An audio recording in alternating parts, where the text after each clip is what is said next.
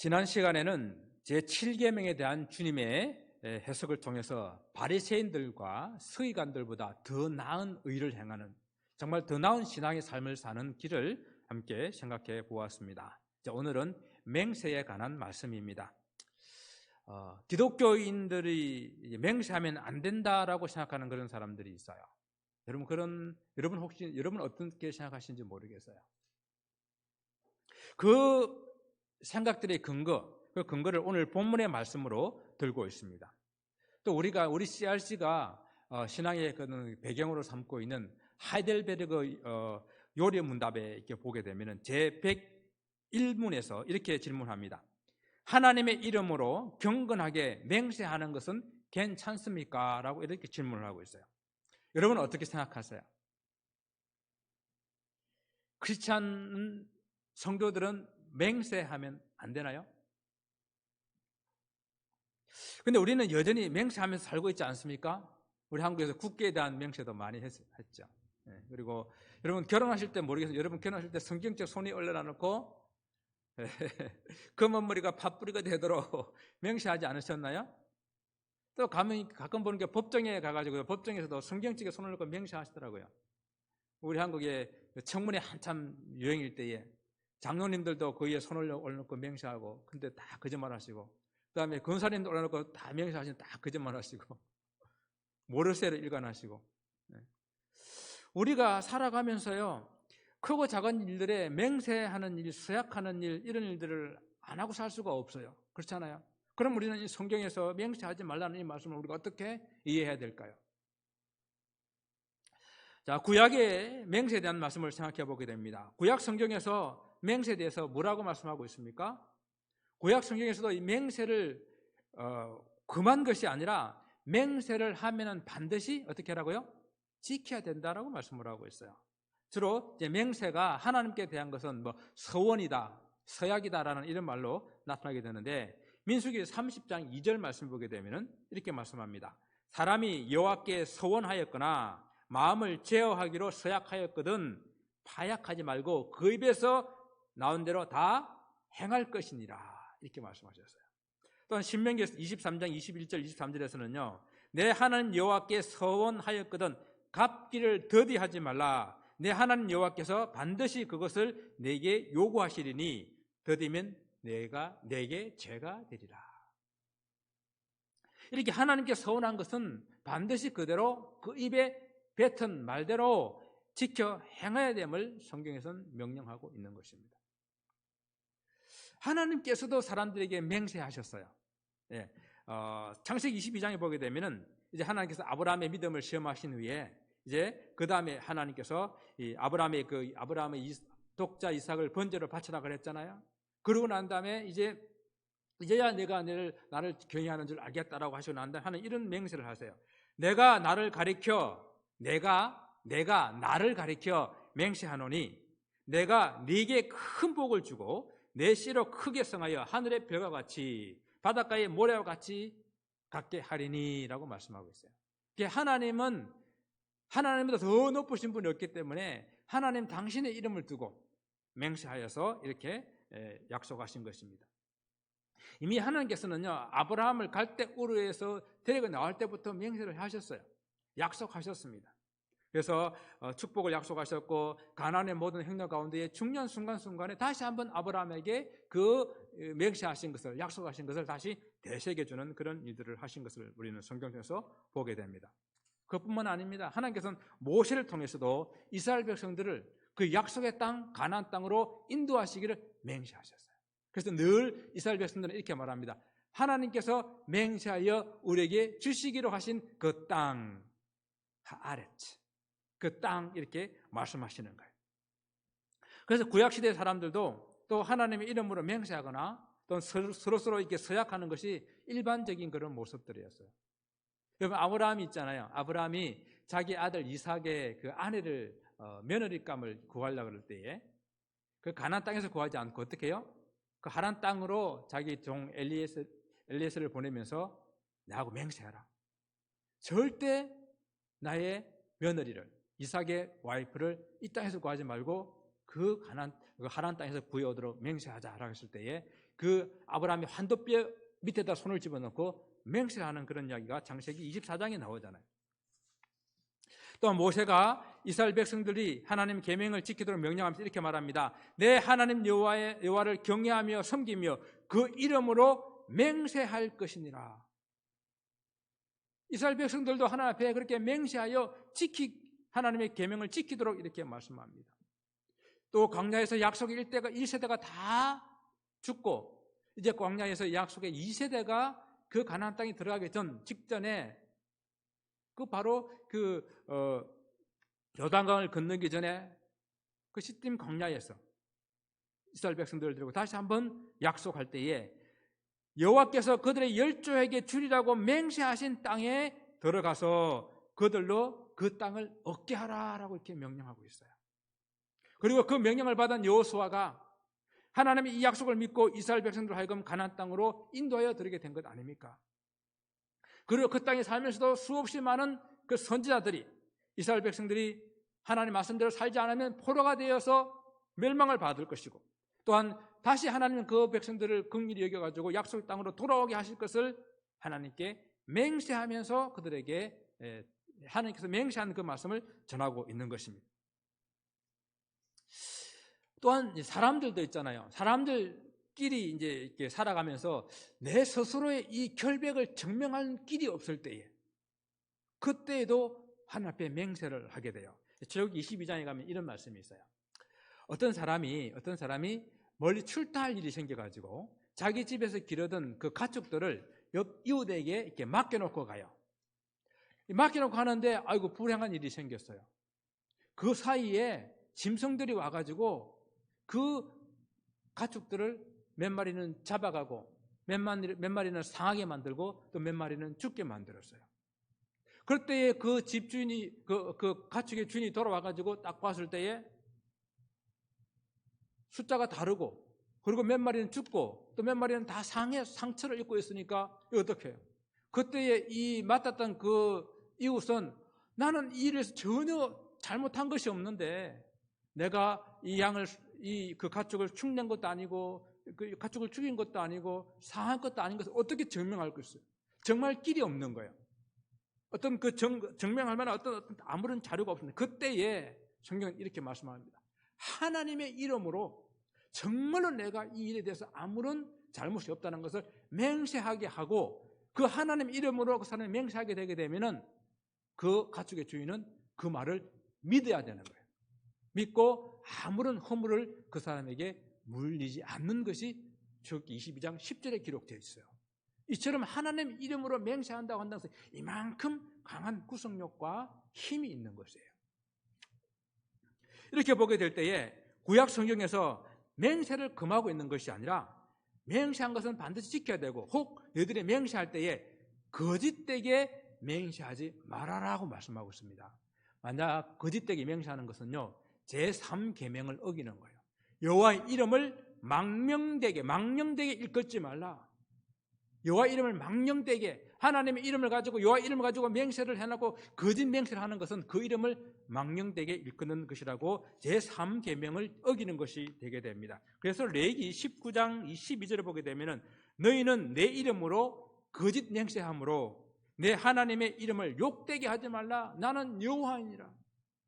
거짓 맹세하는 것을 이처럼 하나님께서는 엄하게 경계하고 있습니다. 그러니까 구약에 대해서는 맹세는 이렇게 정리하게 됩니다. 맹세를 하지 말라는 것이 아니라 맹세를 하면 반드시 지켜야 되고 또 맹세를 할 때는 어떻게 해요? 거짓 맹세하는 일을 해서는 절대 안 된다라는 것이 구약에서 우리에게 말씀하시는 것입니다. 그런데 오늘 본문에 예수님께서 이 맹세에 관한 서기관들과 바리새인들의 잘못된 그런 해석을 말씀하시기 위해서 이렇게 오늘 본문을 시작합니다. 옛 사람에게 말한 바 헛맹세를 하지 말고 내 맹세한 것을 주께 지키라 하였다는 것을 들었느니라. 그렇게 들었으나 이렇게 말씀하고 있어요. 그럼 이 말씀을 보게 되면은 맹세에 대한 그 서기관과 바리새인들의 해석이 별로 문제가 될 것이 없는 것처럼 보입니다. 그러면 어떠세요? 그런데 이 가운데는 맹세가 너무도 엄중하기 때문에 그 맹세를 피하기 위해서 이 유대 랍비들이 그 당시에 율법학자들이 만들어 놓은 변칙적인 법인 것을 알 수가 있어요. 뭡니까? 하나님의 이름으로만 맹세하지 않으면 된다라는 거예요. 그리고 거짓 맹세만 하지 않으면 어떤 경우도 맹세하는 것이 괜찮다라고 그렇게 이 율법을 살짝 바꿔가지고 사람들에게 가르치고 해석하고 알려준 겁니다. 하나님의 이름으로만 하지 않으면 되니까 뭐로 합니까? 하늘로 하는 거예요. 그리고 땅으로 하는 거예요. 그리고 뭐로 합니까? 예루살렘으로 하는 거예요. 성전으로 하지 않고. 하나님의 이름으로 한 맹세는 반드시 지켜야 하지만 다른 것들로 한 맹세는 지키지 않아도 되기 때문에 그 맹세를 남발하게 되었고, 그리고 그 맹세가 이제는 전혀 신뢰할 만한 것이 되지 않았던 겁니다. 아까 제가 말씀드렸잖아요. 출애굽기 22장 10절에 아무도 증명할 수 없지만은 그가 하나님 이름으로 맹세하게 되면은 그 가족에서 책임을 안 져도 되는 그것이 하나님 이름을 하는 맹세였는데, 이제는 맹세해도 사람들이 전혀 신뢰하지 않는 그런 맹세가 되었다는 겁니다. 심지어는요, 이렇게 가르칩니다. 성전으로 맹세하면 안 지켜도 되는데 성전에 있는 금으로 맹세하면 지켜야 된다. 제단으로 맹세하면 안 지켜도 되는데 제단 위에 있는 예물로 맹세하면 지켜야 된다. 이렇게 가르친 겁니다. 이게 얼마나 하나님의 이 이름으로 맹세하는 것에 대한 변칙적인 그러한 가르침입니까? 주님께서 말씀하십니다. 이런 사람들에게 어리석은 소경과 같은 맹인과 같은 그러한 사람들이라고, 하나님의 맹세에 대한 그런 본질을 무시하고 자기들의 이익과 물질에 대한 그런 소원은 지켜라고 말하는 이런 화 있을진저라고 책망받을 그런 사람들이라는 것입니다. 여러분 어떻습니까? 성전이 더 큽니까? 성전을 금을 거룩하게 하는 금이 더 큽니까? 아니면은 그 금을 거룩하게 하는 성전이 더 큰 거예요?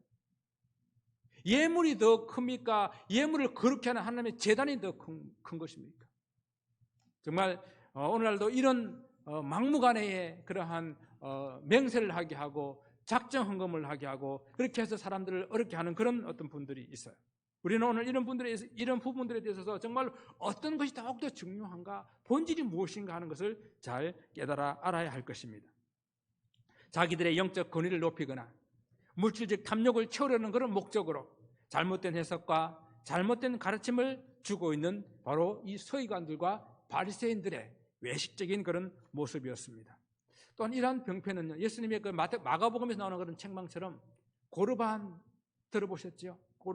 고르반이라는 법을 악용하게 만들었어요. 원래 고르반이라는 것은 정말 이것은 하나님께 온전히 드림이 되겠습니다라고 이렇게 바쳐진 그런 예물을 고르반이라고 그러거든요. 그런데 사람들은 그 제도를 이용해가지고 아주 노부모를 모셔야 되는데 그런 부모를 모시지 않고 나는 이 돈을 하나님께 바쳤기 때문에 이 부모를 봉양할 수가 없어요 라고 말하는 거예요. 또한 사람들에게 돈을 빌려놓고 돈을 갚아야 되는데 이 돈은 하나님께 고르반된 거기 때문에 이 돈이 있어도 그 채무자에게 갚을 수가 없다라고 말하는 거예요. 이것이 바로 고르반을 악용한 그러한 사람들의 모습이었습니다. 여러분, 하나님께서 이런 예물을 기뻐 받으시겠습니까? 진심이 없고 이웃에 대한 사랑이 없는 그런 예물을 그만 가져와라. 내 마당만 밟을 뿐이다. 그런 예물 냄새도 맡기 싫다라고 이사야 1장에 말씀하고 있지 않습니까? 그래서 오늘 우리는 주님께서 이 맹세에 대한 유대인들의 또는 서기관과 바리새인들이 거짓되고 외식되고 왜곡된 이런 해석을 보면서 주님께서 도무지 맹세하지 말라라고 하신 이 말씀의 의미를 생각해야 돼요. 유대 종교 지도자들이 자신들의 이익을 위해서 이기적이고 외식적으로 해석하여 가지고 적용한 이 맹세에 대한 그런 계명을 주님께서는 완전히 거부하시며 도무지 이제는 맹세하지 말라라고 말씀하시는 것입니다.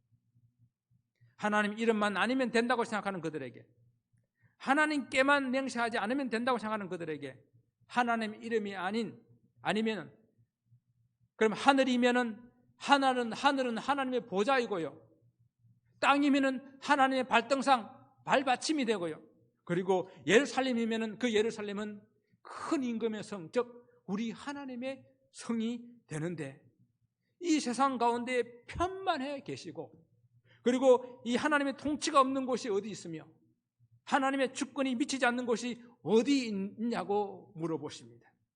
그래서 도무지 맹세하지 말라라고 말씀하십니다.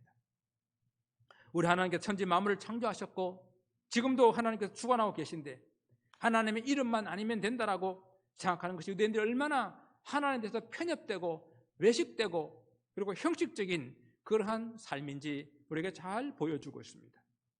그렇다면 자기 머리로 하면 됩니까? 정말로 이것이야말로 얼마나 교만한 생각인지 몰라요.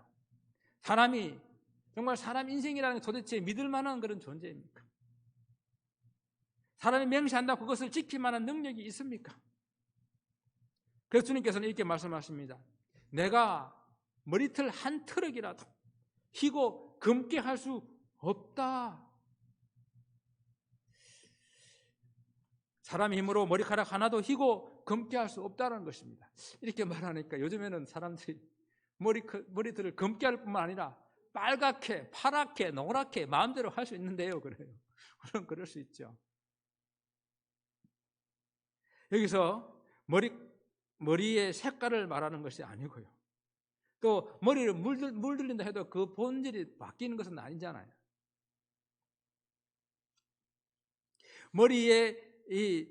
머리털 하나도 바꿀 수 없다고 하는 것은 바로 사람의 그 생명의 한 일부분도 그가 주관할 수 없음을 말씀하고 있는 거예요. 검은 머리는 젊음을 말하는 것이고 흰머리는 늙음을 말하는 거예요. 그러니까 우리 생명에 대해서 우리 인간들은 1도 주관할 수 없는 그런 존재인데 언제 죽을지도 그리고 나의 5분 후의 일도 우리는 장담할 수 없는 그런 인생이 도대체 무엇을 가지고 자기 머리를 두고 자기 생명을 두고 맹세를 할 수 있단 말입니까? 도무지 맹세하지 말라는 말씀은 정말 맹세에 대한 어떤 율법의 극단적인 그런 명령이라고 우리가 생각해 볼 수가 있어요.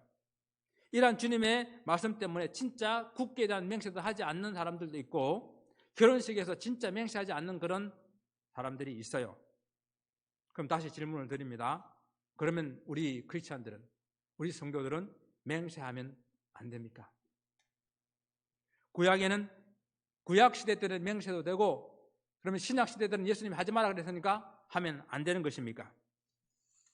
우리는 분명히 이 산상수훈의 초반에 주님께서는 율법을 폐하러 오신 것이 아니라 율법을 완성하러 오셨다고 그랬습니다. 그래서 이 순간에 이 부분에서 이 하이델베르그 101번에 대한 답은 이렇게 말합니다. 그렇습니다. 맹세도 됩니까? 라고 물어봤을 때에 그렇습니다. 하나님의 영광과 이웃의 유익을 위해 진리와 신뢰를 보존하고 증진하려는 목적으로 맹세가 필요하거나 또한 정부가 그것을 요구할 때에 그럴 수 있습니다. 이것은 성경적인 근거를 가지고 있습니다라고 이렇게 답을 하고 있어요. 그래서 오늘 우리는 주님께서 도무지 맹세하지 말라는 이 말씀에 대한 이 말씀으로 맹세에 대한 본질이 뭔가 그리고 맹세에 대한 하나님의 뜻이 무엇인가를 바로 알아야 할 것입니다. 첫째, 도무지 맹세하지 말라고 하신 이 말씀은 맹세에 대한 전면적인 금지라기보다도 맹세에 대한 엄중함을 알고 함부로 맹세하지 말고 신중할 것을 말씀하고 있는 것입니다. 우리는 너무 쉽게 장담해요. 우리는 너무 쉽게 맹세합니다.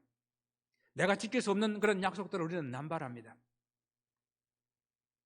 그래서 오늘 본문 말씀은 주님께서 맹세하는 대신에 오직 너희 말은 옳다 아니라 말하면 된다라고 말합니다. 이것보다 더 지나치는 것은 다 악으로부터 나오는 것이다 라고 말씀하셨어요. 어떤 사실을 말할 때에 예나 아니면 아니요라고 말하면 되지 거기다가 맹세하는 말을 덧붙이지 말라라는 그런 뜻도 됩니다. 사실 예, 아니요 하면 충분합니다. 그런데 여기다가 내 성을 갈지요, 내 손에 장을 찢지요 이럴 필요 없다라는 것입니다.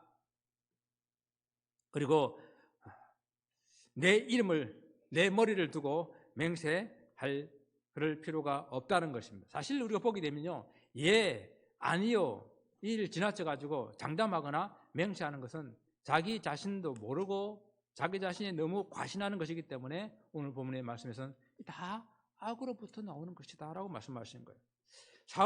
야고보 사도도 분명히 이 점에 분명하게 말씀하고 있습니다. 야고보서 5장 12절에 이렇게 말씀했어요. 내 형제들아, 무엇보다도 맹세하지 말지니 하늘로나 땅으로나 아무 다른 곳으로도 맹세하지 말고 오직 너희는 그렇다 하는 것은 그렇다 하고 아니라 하는 것은 아니다 하여 제 정함을 면하라 라고 말씀하셨어요. 정말 유대인들처럼요, 하나님 이름만 아니면 되는 거 아니에요. 하나님께만 안 하면 되는 것 아니라는 이야기예요. 정말 이 땅의 모든 것이 다 하나님의 피조물이고 하나님의 상관없는 것이 하나도 없고 심지어 자기 자신이라고 하는 이것도 우리는 뭡니까? 하나님의 피조물이요. 그리고 우리 자신이 예수님을 믿고 난 다음에 이것이 우리 소유입니까? 하나님의 소유잖아요. 내 속에 성령이 거하시잖아요. 그죠? 내가 주관하는 것처럼 내 이름으로 맹세할 것이 없다는 것입니다.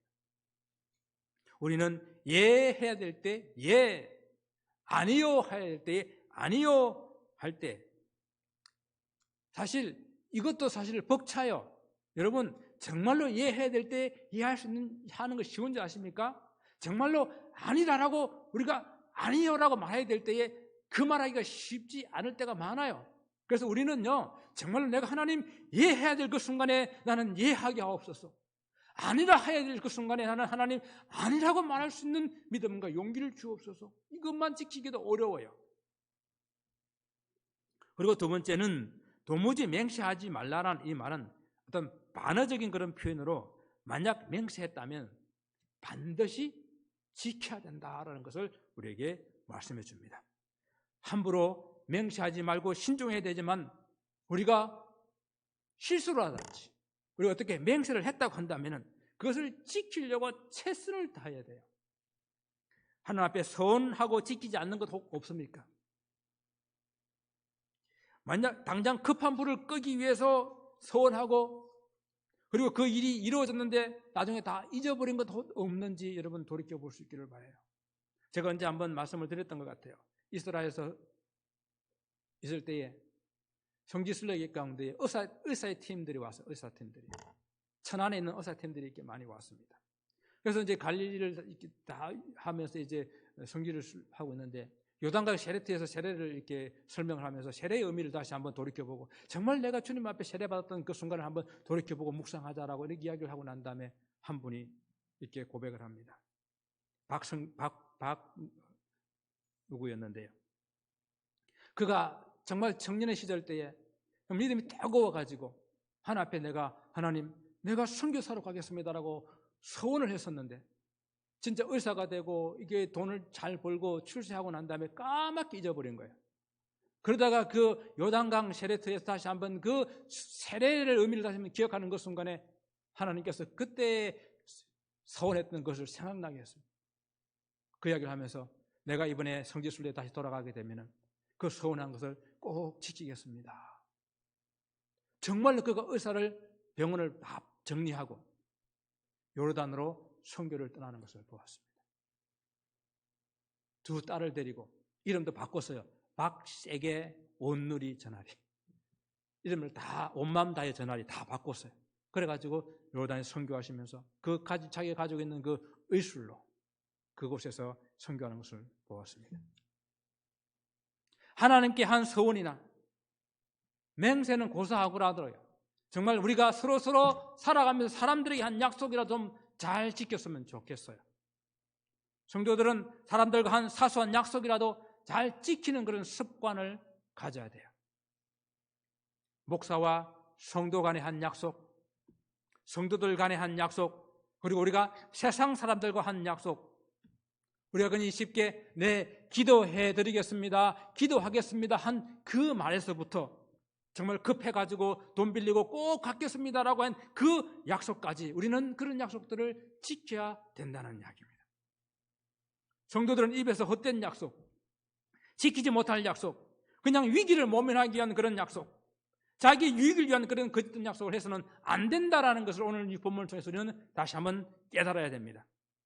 만약 그런 일이 있었다고 한다면 우리는 좀 손해가 오더라도 우리는 그런 약속을 지켜야 돼요. 성경은 우리에게 우리 모두가 다 그리스도를 대신한 대사요, 또 우리 삶 자체가 이 세상에 하나님의 사랑을, 하나님의 말씀을 선포하는 그리스도의 편지라고 말했습니다. 그래서 우리 가정교회는 이런 좋은 예가 많아요. 좋은 어떤 간증들이 많아요.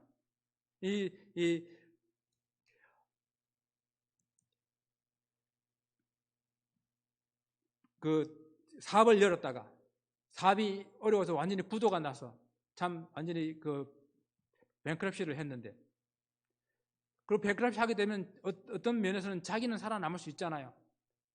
그런데 한 그 권사님이 뱅크럽시 하고 난 다음에 자기 때문에 빚져서 빌려주고 이렇게 같이 했던 사람들이 어려움을 보고 그 파출비를 해가면서 그 모든 빚을 다 갚았다는 그런 목자의 그런 간증을 휴스턴에서 들었습니다. 내가 힘들지만은 내가 파출부를 했어라도 그 빚을 다 갚아내는 그것이 성도의 삶이 되어야 되는 거예요. 그리고 마지막 세 번째를 생각해 보겠습니다. 도무지 맹세하지 말라는 주님의 이 말씀을 오늘 우리 성도님들은 좀 우리 삶에서 보다 좀 구체적으로 좀 넓게 이렇게 적용하게 될 때에 성도는 진실한 삶을 살아야 된다는 말씀으로 교훈받기를 원합니다. 정말 오늘날은 거짓이 너무 난무하는 그런 시대입니다. 서로를 믿을 수 없는 그런 불신의 시대예요. 부부 간에도 재산 때문에 서로가 각서를 쓰고 살아야 하는 그런 시대에 살아가고 있어요.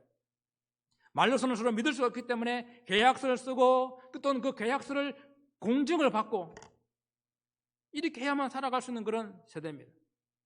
그런데 있잖아요, 아까 저렇게 22장 10절에처럼 하나님의 사람들, 성도라고 이렇게 살아가는 이 사람들은 맹세가 필요가 없는 그런 삶이어야 돼요. 성도라는 이름 그 자체가 보정수표가 되어서 맹세하지 않아도 우리가 성도이기 때문에 완전히 믿어주는 그런 세상의 삶이 되어야 된다는 이야기입니다. 우리가 서약하고 또 맹세하고도 서로 믿지 못하는 그런 너무 불신이 팽배했기 때문입니다. 성도는 한 번만 하면은 정말 우리가 목에 칼이 들어와도 그것을 지킨다는 그런 보편적인 사실이 펴져 있을 때에 그 사람은 성도야, 그 사람은 크리스찬이지 하면 더 이상 보정받을 필요도 없어, 맹세할 필요도 없어 라고 하는 그런 세상이 좀 돼야 되지 않겠습니까? 설교를 준비하면서 이런 예를 보았습니다. 늦은 저녁에 어떤 아주머니가 닭고기를 사기 위해서 정육점에 들어갔어요. 문 입구에는 주일은십니다 라고 적혀져 있습니다. 그리고 보니까 카운트 뒤에 십자가가 걸려 있어요. 그럼 제게 좀 이렇게 안심하죠? 네. 그러면서 좀 늦은 시간이라서 주인은 하루 일과를 다 이렇게 마무리하고 문을 닫을 준비를 하고 있을 때입니다. 주인 아주머니가 늦게 와서 죄송합니다. 닭고기가 좀 필요한데 닭고기 좀 살 수 없을까요? 이렇게 물어봅니다. 그 주인이 냉장고를 열어보니까 딱 닭이 한 마리 남았어요. 다행이죠. 그래서 그 닭을 저울 위에 올려놓습니다. 올려놓으니까 3kg가 나왔어요. 그래서 달아가지고 계산을 하고 줍니다. 그러다 이 아주머니가 3kg는 좀 부족할 것 같아요. 다른 닭이 없나요? 하니까 그때 이 주인이 그 닭을 가지고 가서 냉장고 가서 다른 닭을 가져오는 것처럼 같은 닭을 가져와가지고 다시 저울에 올려놨어요. 이번엔 제가 보니까 4kg가 나왔습니다. 어떻게 해요? 자기 손을 살며시 눌렀습니다. 저울에. 그러니까 이 아주머니가 4kg면 될 것 같아요 하면서 돈을 계산하고 나갔어요. 나가다가 문을 다시 열고 들어와가지고 아무래도 부족할 것 같아요. 아까 그것도 같이 주세요라고 그런 거예요. 주일은 십니다. 뒤에 걸려있는 십자가는 무엇입니까? 우리가 오늘 도무지 예행시하지 말는 이 말씀을 가지고 우리 삶의 전반에 하나님 정말로 진실된 크리스찬의 삶을 살겠다고 결단할 수 있는 그런 시간 되기를 바랍니다. 사랑하는 성도 여러분, 우리 너무 쉽게 거짓말, 속임, 약속을 지키지 않는 일을 하면서 살아가고 있어요. 도무지 맹세하지 말라는 이 말씀을 거짓 맹세하지도 말고 맹세하려면 신중히 하고 맹세했다면 반드시 지켜야 된다는 그런 말씀과 함께 오늘날 주님의 이름으로 살아가는 우리 성도들은 진실성을 다시 회복해야 된다는 주님의 강한 메시지로 들었기를 소원합니다. 예수님의 말씀은 맹세에 이거 율법을 폐하신 것이 아니라 정말 맹세라고 하는 그 율법이 담고 있는 본래의 그 의미를 드러내시고 율법이 말하고 있는 그 본래에 성취하고자 했던 그 말씀을 다시 한번 더 나타내신 것이 오늘 본문의 말씀이에요. 요세푸스라는 사람이요, 예수님 당시에 그 아주 경건하게 살았던 에센파 사람들을 이렇게 표현했어요. 그들이 하는 한마디 말은 맹세보다도 더 힘이 있다. 오늘날 우리 기독교인들이, 오늘날 우리 성도들이 회복해야 될 바로 진실성이 이런 거예요. 우리 성도들이 하는 한마디 말이 세상의 어떤 맹세보다 더, 계약서보다도 더 힘이 있다.